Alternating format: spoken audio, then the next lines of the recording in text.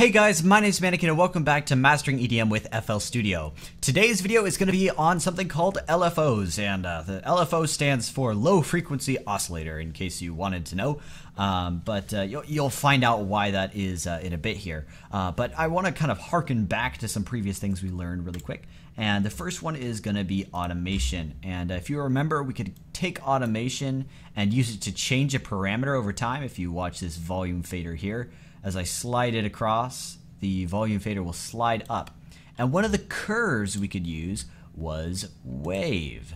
And if you look here, we could turn it into this wave that's faster or slower. So that would be slower and that would be faster, just by sliding up and down.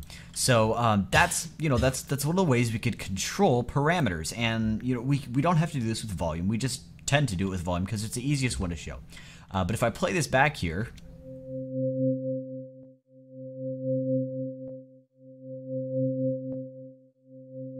it fades in and out, and nothing too amazing about that. I mean, it works, but there's another way that we could actually do this. So let me delete this automation here, and if we hop into 3x OSC, it starts you out in this window, and this is just the default patch. Nothing. I haven't done anything in it. But if we go over to this LFO here, oops, I already messed around in it. Hold on, let me clear that up by hitting Alt and clicking on everything. Okay, so now everything is set back to its defaults, and what you can see here is it's a flat line. But if I click and drag upwards, it looks like that automation piece that we had. It kind of goes up and down, and that's what LFOs do. We could basically we could choose the amount and choose the speed. Now, various LFOs have different additional features. This one happens to have a delay and an attack amount, and I'll explain these. I'm sure you understand what delay is based on the envelopes that we talked about before. That's one of the things that's exactly the same. And the attack is pretty much the same as the attack in our envelopes, but it's slightly different. I'll talk about that in a minute. But anyway, with these LFOs, this one happens to be routed to the volume. You can see because we're on the volume tab. If I go to pitch, we could actually have an LFO there as well. We'll play with that one in a bit. But basically, you could see it's the same general premise as what we have with our automation. We could change the speed, and we could also change the amount. Now, this one happens to be what's called a bipolar LFO, which means that it starts in the middle and goes up and then down and then up and then down by the same amount. Some LFOs you'll find will actually start at the bottom and only go up and then go to the bottom and then only go up. And what happens is it just adds instead of adding and subtracting. So the way this one actually works is kind of interesting, because if you have it in the middle, if you have like the volume in the middle, it'll bring it up and then bring it back down, then bring it up and then bring it back down. So so it kind of goes up and down, not just from where it starts to higher and then back to where it starts and then higher and then back to where it starts. So that's one of the interesting things about LFOs. There's the two different types there, bipolar and single pole. And you'll find those in other places. This is not one of the cases where you'll find it, but you will find that in other plugins and stuff. So, like I said, amount and speed are pretty self-explanatory. Amount, you'll notice it could go positive to negative, and the only difference is that's a high point, and now it's a low point. So it just kind of flips the direction. So instead of starting going high, you could start going low, and that's just whatever you want to do for your particular sound. If you have a really slow speed like this, then what'll happen is sometimes you want it to go down instead of going up, and with a slow speed that really matters. With a higher speed, it doesn't matter so much because it's just going up and down really fast. So that's the amount and speed. Now, delay, I said, is exactly the same. Attack is very similar. So what we have with an attack here is you can see it starts out flat and it starts to follow this oscillator, but it doesn't go to the full volume right off the bat. So that's what the attack does. Now, if we increase the speed here, then we could actually have the attack be a bit more prominent. So you could really see what's going on. So it starts out very subtle and then increases till it's really obvious.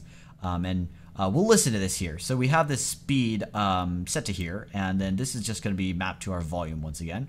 So if you listen, we'll make that a bit faster first. There we go.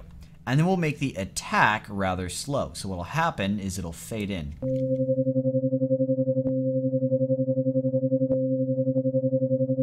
And that's basically what attack does. So we have the amount and the speed and the attack and the delay, and those are kind of the main things in this particular LFO. But LFOs are not all, similar to each other. Some of them are rather unusual and laid out very differently. The amount and the speed is pretty much the one universal thing. Now, there's a couple other things we could click here. There's tempo-based time, and what this does is it locks it to the tempo. So instead of having times that are kind of just like whatever speed you want them to be, it'll lock it so it goes up here and then down here and then up here and then down here and then up here. So it's synced up with your time, or with your tempo, your track, however you want to say that. So that's what tempo does.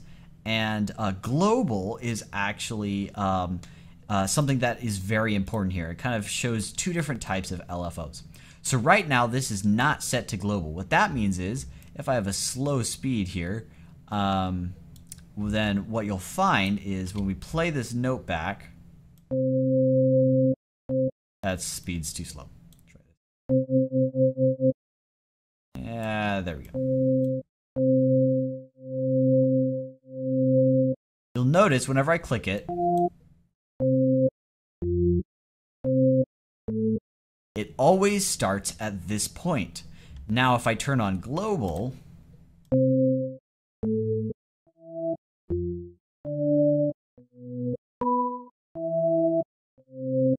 sometimes it started at a loud point, sometimes it started at a quiet point. And that's one of the things you always want to remember with LFOs. You don't necessarily know if they're going to start at the same time of your note. So in this case, we have it set to re-trigger when it's off, and when it's global, it just kind of keeps going in the background and we can't really see it. But when we trigger a note, it just grabs whatever value is currently at. So it is the same for a whole bunch of other plugins you'll find.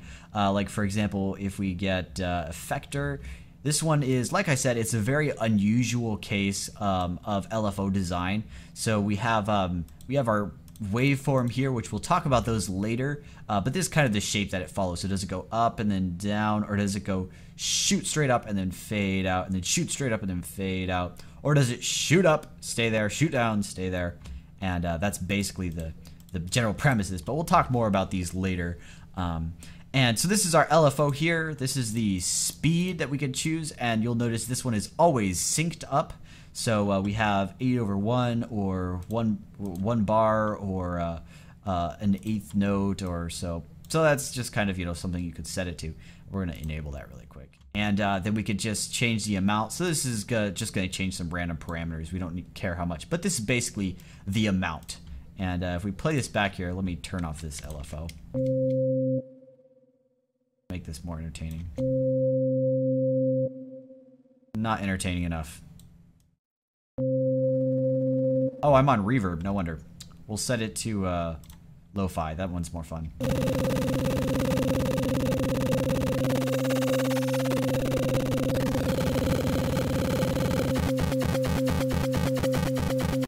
So it kind of moves there, but you'll notice, same thing, when I trigger these notes.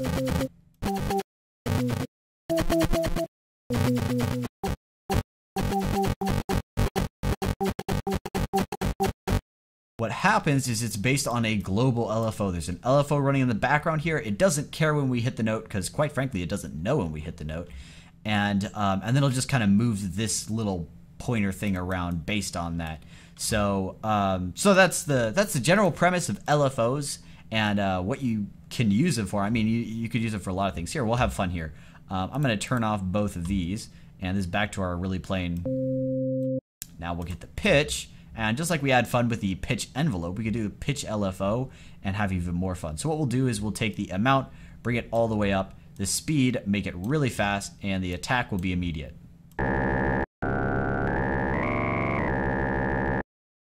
Down. And you notice that changed our sound. up the amount again. So we could do a whole bunch of really cool things with this. And if we increase the speed, we could do this little wobble thing you've probably heard before.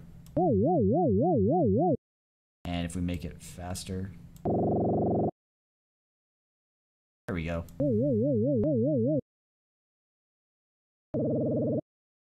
Fun stuff. So you could do just as much with LFOs as you could do with envelopes, and you'll find LFOs are a very powerful tool, and you could use them all over the place. Like I said, they're in effector here. They're also in choruses, and because you could see there's LFOs here. You could choose the frequencies. You could choose the waveform, sine, yeah, there's weird stuff there. So, so it's just something that's found in a lot of places, very much like the envelope here. So that's just a general overview of LFOs, and like I said, you can use it for anything, and it's just up to your imagination and experimentation what you can put them on. But anyway, hope this video was helpful. Hope you enjoyed it, and hope you got something out of it. If you liked it, leave a like down below to let me know, and I will see you guys in the next video.